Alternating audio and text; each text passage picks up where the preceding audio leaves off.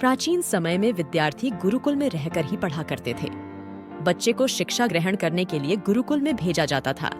बच्चे गुरुकुल में गुरु के देखरेख में आश्रम की देखभाल किया करते थे और पढ़ाई भी किया करते थे। वरदराज को भी सभी की तरह गुरुकुल भेज दिया गया। वहां आश्रम में अपने साथियों के साथ घुलने मिलने लगा, लेकिन वह पढ़ने में बहुत ही कमजोर था। गुरुजी की कोई भी बात उसके बहुत कम समझ में आती थी। इस कारण सभी के बीच वह उपहास का कारण बनता है। उसके सारे साथी अगली कक्षा में चले गए, लेकिन वो आगे नहीं बढ़ पाया। गुरुजी जी ने भी आखिर हार मानकर उसे बोले, बेटा वरदराज, मैंने सारे प्रयास करके देख लिए हैं। अब यही उचित होगा कि तुम यहाँ अपना समय बर्बाद मत करो। अपने घर चले जाओ और घर वालों की काम में मदद करो। वरदराज ने भी सोचा कि शायद विद्या मेरी किस्मत में नहीं है और भारी मन से गुरुकुल से घर के लिए निकल गया। दोपहर का समय था। रास्ते में उसे प्यास लगने लगी। इधर उधर देखने पर उसने पाया कि थोड़ी दूर पर ही कुछ महिलाएं कुएं से पानी भर रही थी। वह कुएं के पास गया।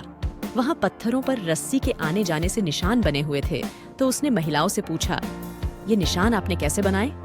तो एक महिला ने जवाब दिया, बेटा, ये निशान हमने नहीं बनाए। ये तो पानी खींचते समय इस कोमल रस्सी के बार बार आने जाने से इस ठोस पत्थर पर ऐसे निशान बन गए हैं। वरदराज सोच में पड़ गया। उसने विचार किया कि जब एक कोमल सी रस्सी के बार बार आने जाने से एक ठोस पत्थर पर गहरे निशान बन सकते हैं, तो निरंतर अभ्यास से मैं विद्या ग्रहण क्यों नहीं कर सकता? वरदराज ढेर सारे उत्साह के साथ वापस गुरुकुल आया और अथक कड़ी मेहनत की। गुरुजी ने भी खुश होकर भरपूर सहयोग किया। कुछ ही सालों बाद यही मंदबुद्धि बालक वरदराज आगे चलकर संस्कृत व्याकरण का महान विद्वान बना, जिसने कई पुस्तकों की रचना की। इस कहानी से हमें यह सीख मिलती है कि अभ्यास की शक्ति का तो कहना ही क्या है। यह आपके हर सपने को पूरा करेगी। अभ्यास बहुत जरूरी है, चाहे वो खेल में हो या पढ़ाई में या किसी और चीज में। बिना अभ्यास के आप सफल नहीं हो सकते हो।